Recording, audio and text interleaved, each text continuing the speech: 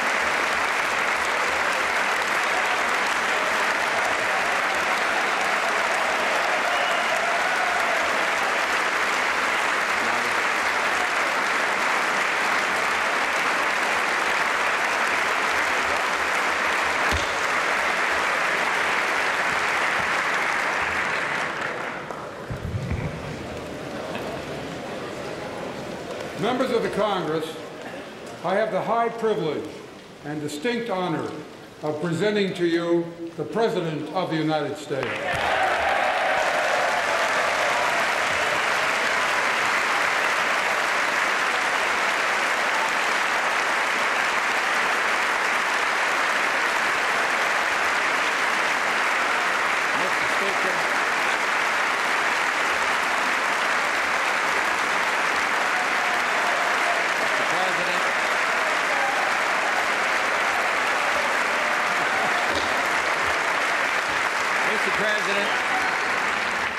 Mr. President, and Mr. Speaker, and members of the United States Congress, and distinguished guests, fellow Americans, thank you very much for that warm welcome. We gather tonight witness to events in the Persian Gulf as significant as they are tragic. In the early morning hours of August 2nd, following negotiations and promises by Iraq's dictator, Saddam Hussein, not to use force, a powerful Iraqi army invaded its trusting and much weaker neighbor, Kuwait. Within 3 days, 120,000 Iraqi troops with 850 tanks had poured into Kuwait and moved south to threaten Saudi Arabia. It was then that I decided to act to check that aggression. At this moment, our brave servicemen and women stand watch in that distant desert and on distant seas, side by side with the forces of more than 20 other nations. They are some of the finest men and women of the United States of America, and they're doing one terrific job.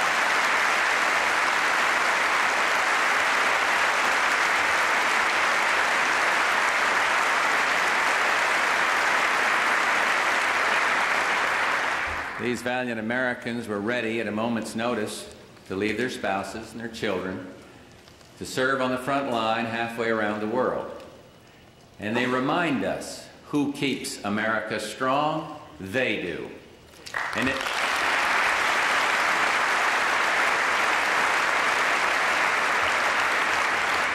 in the trying circumstances of the Gulf, the morale of our servicemen and women is excellent.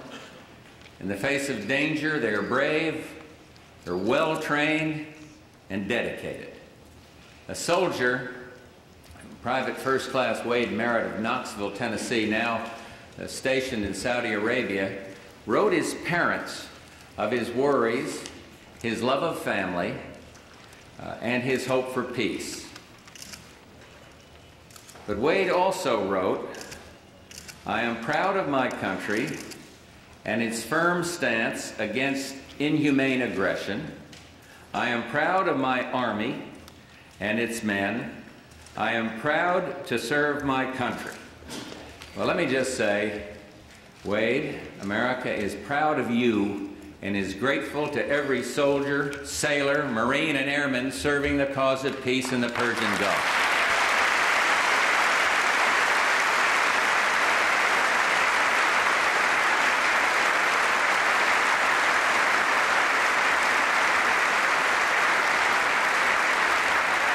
I also want to thank the chairman of the Joint Chiefs of Staff, General Powell, the chiefs here tonight, our commander in the Persian Gulf, General Schwarzkopf, and the men and women of the Department of Defense. What a magnificent job you all are doing, and thank you very, very much from the grateful people.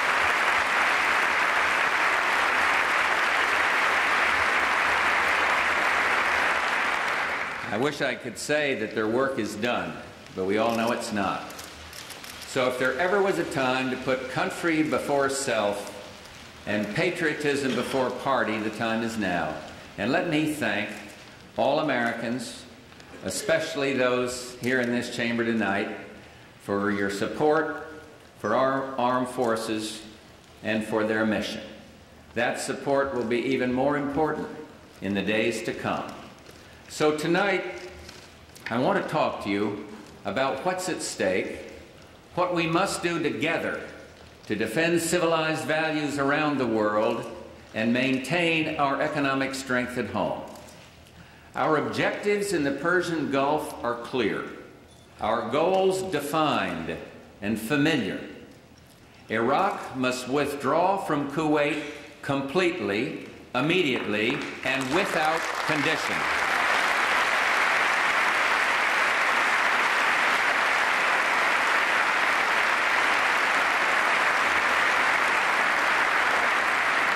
Kuwait's legitimate government must be restored.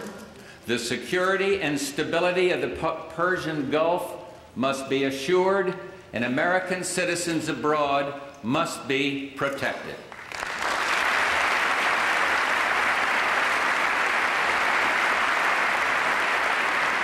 These goals are not ours alone.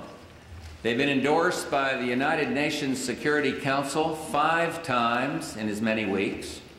Most countries share our concern for principle, and many have a stake in the stability of the Persian Gulf. This is not, as Saddam Hussein would have it, the United States against Iraq. It is Iraq against the world. And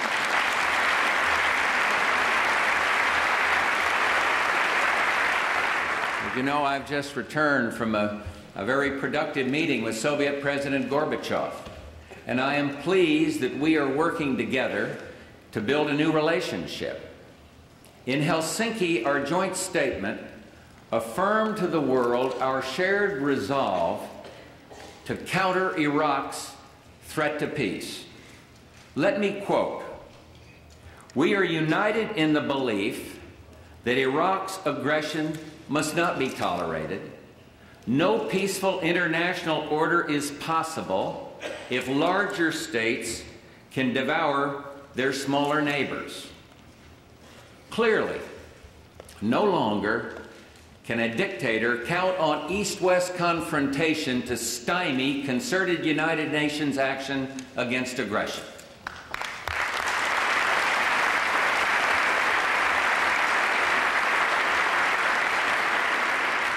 A new partnership of nations has begun, and we stand today at a unique and extraordinary moment. The crisis in the Persian Gulf, as grave as it is, also offers a rare opportunity to move toward an historic period of cooperation. Out of these troubled times, our 5th objective, a new world order, can emerge, a new era, freer from the threat of terror, stronger in the pursuit of justice, and more secure in the quest for peace. An era in which the nations of the world, East and West, North and South, can prosper and live in harmony. 100 generations have searched for this elusive path to peace, while 1,000 wars raged across the span of human endeavor. And today that new world is struggling to be born. A world quite different from the one we've known. A world where the rule of law supplants the rule of the jungle. A world in which nations recognize the shared responsibility for freedom and justice. A world where the strong respect the rights of the weak. This is the vision that I shared with President Gorbachev in Helsinki. He and other leaders from Europe, the Gulf, and around the world understand that how we manage this crisis today could shape the future for generations to come. The test we face is great, and so are the stakes.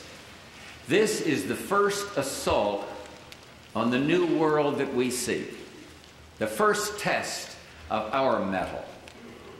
Had we not responded to this first provocation with clarity of purpose, if we do not continue to demonstrate our determination, it would be a signal to actual and potential despots around the world. America and the world must defend common vital interest, and we will.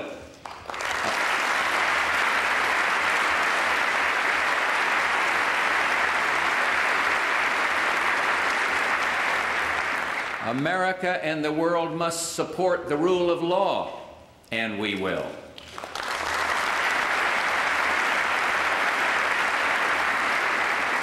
America and the world must stand up to aggression, and we will.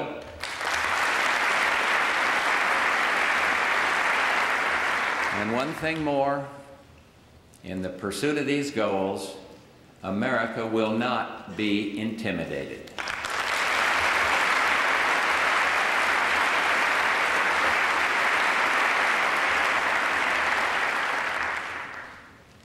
Vital issues of principle are at stake.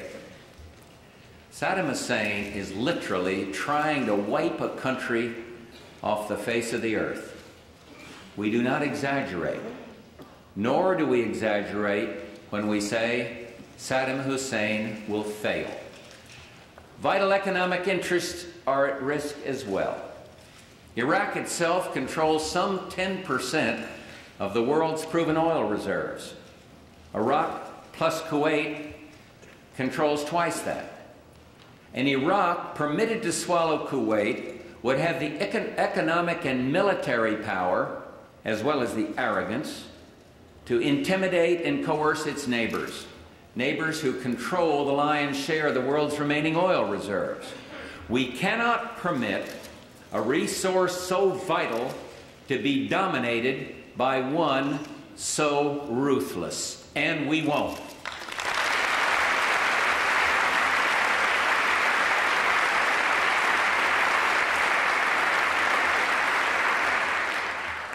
Recent events have surely proven that there is no substitute for American leadership. In the face of tyranny, let no one doubt American credibility and reliability. Let no one doubt our staying power. We will stand by our friends. One way or another, the leader of Iraq must learn this fundamental truth.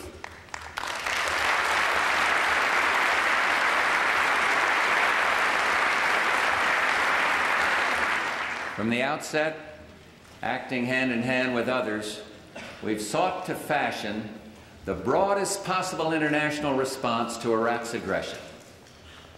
The level of world cooperation and condemnation of Iraq is unprecedented.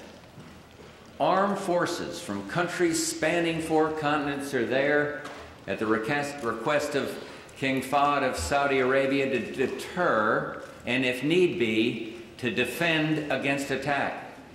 Muslims and non-Muslims, Arabs and non-Arabs, soldiers from many nations stand shoulder to shoulder, resolute against Saddam Hussein's ambitions.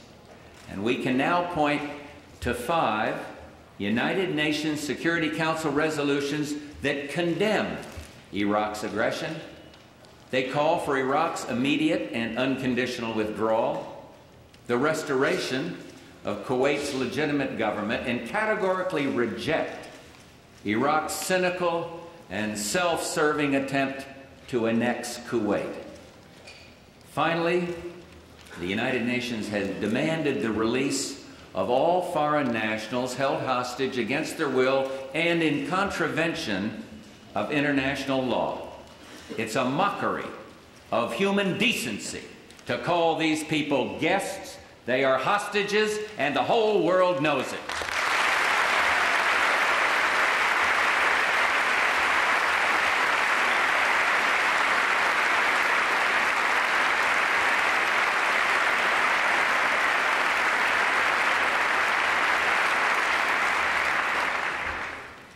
Prime Minister Margaret Thatcher, a dependable ally, said it all. We do not bargain over hostages. We will not stoop to the level of using human beings as bargaining chips, ever. Of course our hearts go out to the hostages and to their families, but our policy cannot change, and it will not change. America and the world will not be blackmailed by this ruthless policy.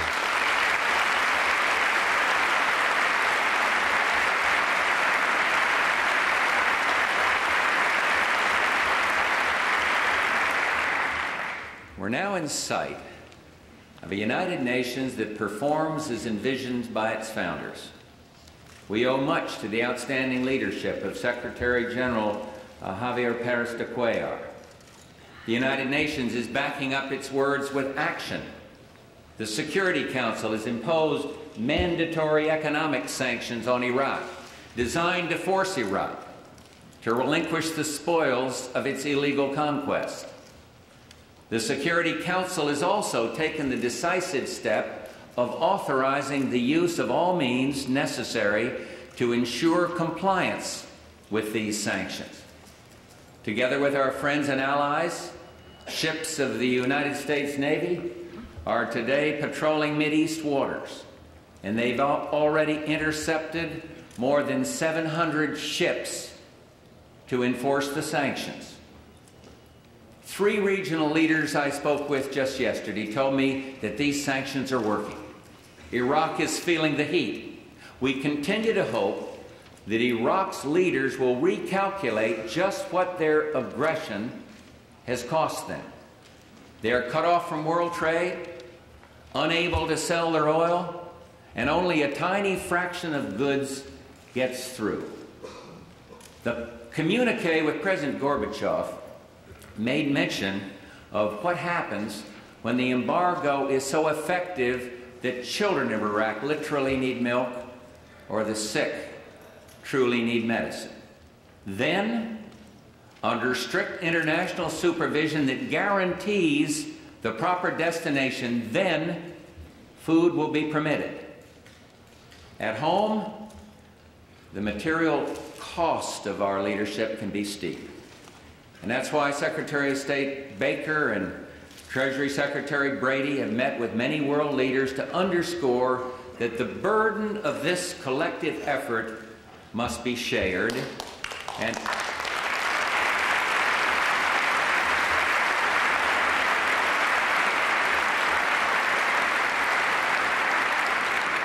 we are prepared to do our share and more to help carry the load. We insist that others do their share as well.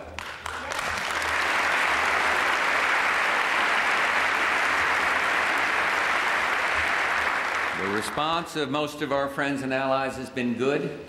To help defray costs, the leaders of Saudi Arabia, Kuwait, and the UAE, the United Arab Emirates, have pledged to provide our deployed troops with all the food and fuel they need. And generous assistance will also be provided to stalwart frontline nations such as Turkey and Egypt.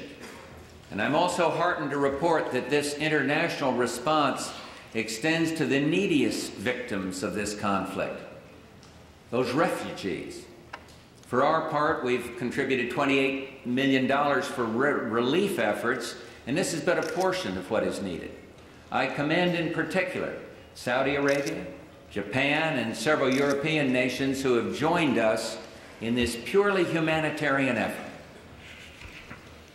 There's an energy-related cost to be borne as well.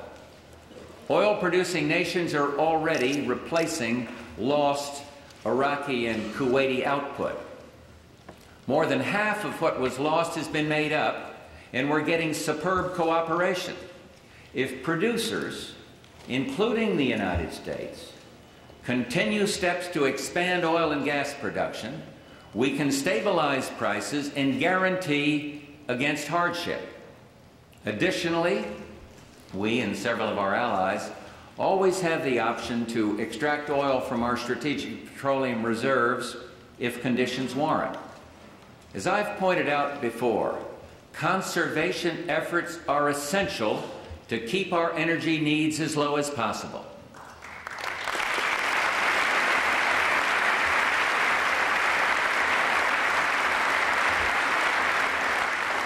And we must then take advantage of our energy sources across the board: coal, natural gas, hydro, and nuclear.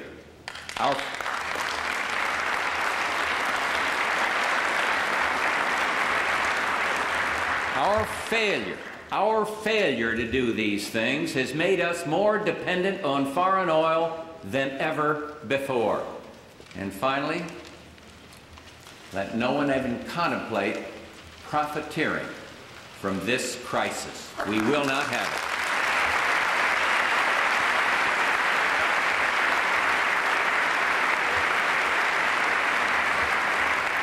I cannot predict just how long it'll take to convince Iraq to withdraw from Kuwait. Sanctions will take time to have their full intended effect.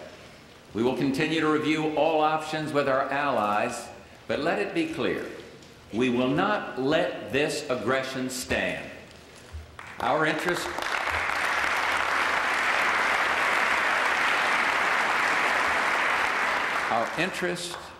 our involvement in the Gulf is not transitory. It predated Saddam Hussein's aggression and will survive it. Long after all our troops come home, and we all hope it's soon, very soon, there will be a lasting role for the United States in assisting the nations of the Persian Gulf. Our role then, to deter future aggression. Our role is to help our friends in their own self-defense, and something else, to curb the proliferation of chemical, biological, ballistic missile, and above all, nuclear technology.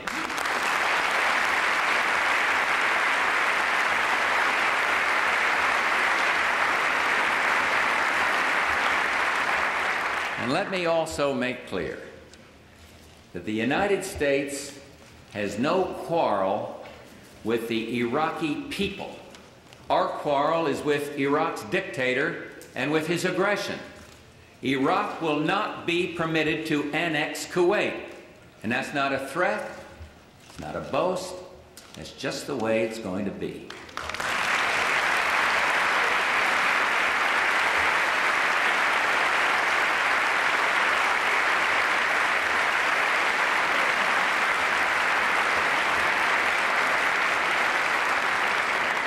Our ability to function effectively as a great power abroad depends on how we conduct ourselves at home. Our economy, our armed forces, our energy dependence, and our cohesion all determine whether we can help our friends and stand up to our foes. For America to lead, America must remain strong and vital. Our world leadership and domestic strength are mutual and reinforcing. A woven piece, strongly bound as old glory. To revitalize our leadership capacity, we must address our budget deficit, not after Election Day or next year, but now.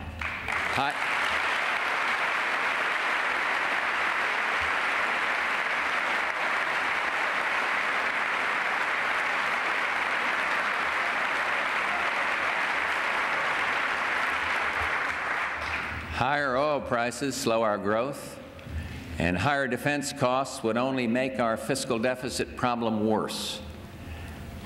That deficit was already greater than it should have been, a projected $232 billion for the coming year.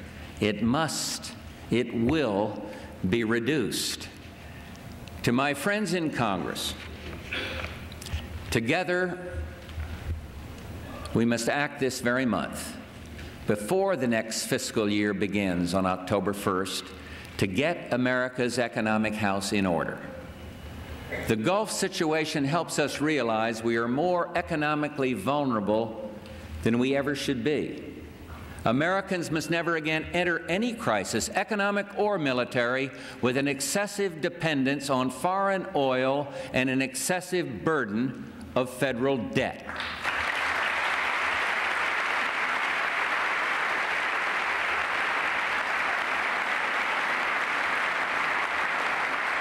Most Americans are sick and tired of endless battles in the Congress and between the branches over budget matters. It is high time we pulled together and get the job done right. And it's up to us to straighten this out. And the job has four basic parts. First, the Congress should this month, within a budget agreement, enact growth-oriented tax measures to help avoid recession in the short term and to increase savings, investment, productivity, and competitiveness for the longer term.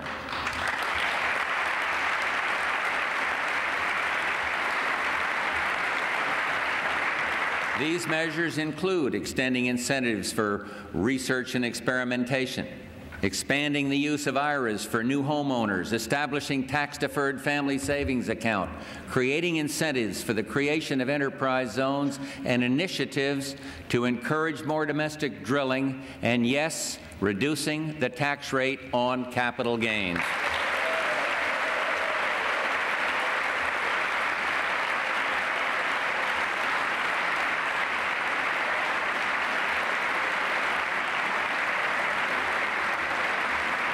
Second, the Congress should this month enact a prudent multi-year defense program, one that reflects not only the improvement in East-West relations, but our broader responsibilities to deal with the continuing risks of outlaw action and regional conflict, even with our obligations in the Gulf. A sound defense budget can have some reduction in real terms, and we're prepared to accept that. But to go beyond such levels, where cutting defense would threaten our vital margin of safety, is something I will never accept.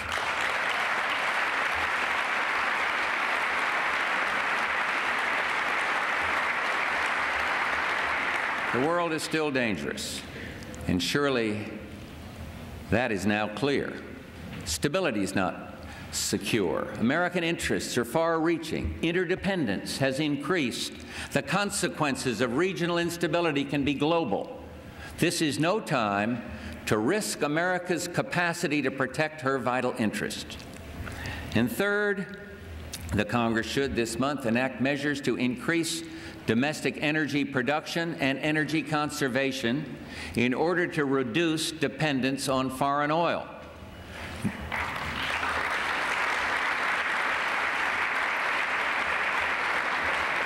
These measures should include my proposals to increase incentives for domestic oil and gas exploration, fuel switching, and to accelerate the development of the Alaskan energy resources without damage to wildlife.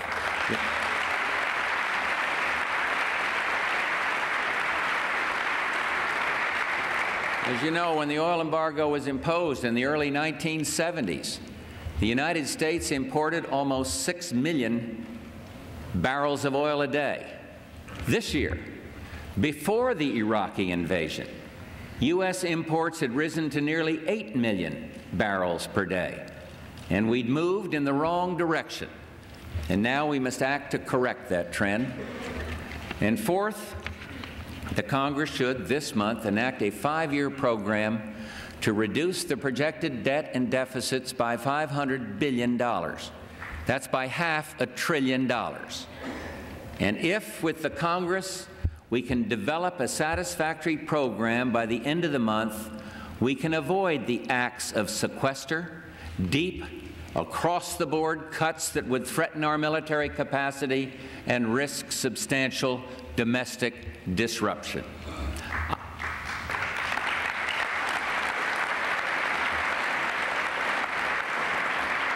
I want to be able to tell the American people that we have truly solved the deficit problem. And for me to do that, a budget agreement must meet these tests. It must include the measures I've recommended to increase economic growth and reduce dependence on foreign oil. It must be fair. All should contribute, but the burden should not be excessive for any one group or of programs or people. It must address the growth of government's hidden liabilities. It must reform the budget process, and further, it must be real.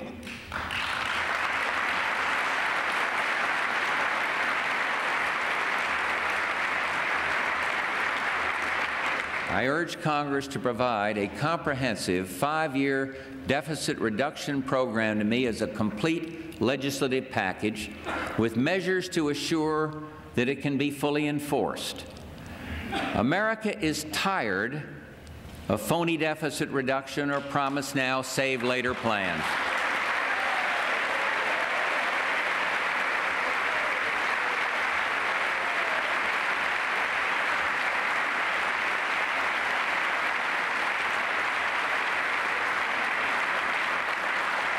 It is time for a program that is credible and real.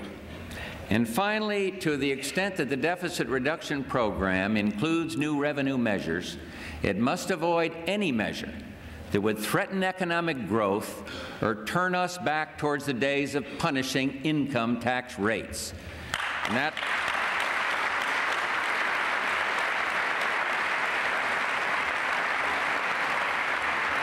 that is one path we should not head down again. I have been pleased with recent progress, although it's not always seemed so smooth. But now it's time to produce, and I hope we can work out a responsible plan. But with or without agreement from the budget summit, I ask both houses of the Congress to allow a straight up or down vote on a complete $500 billion deficit reduction package not later than September 28th.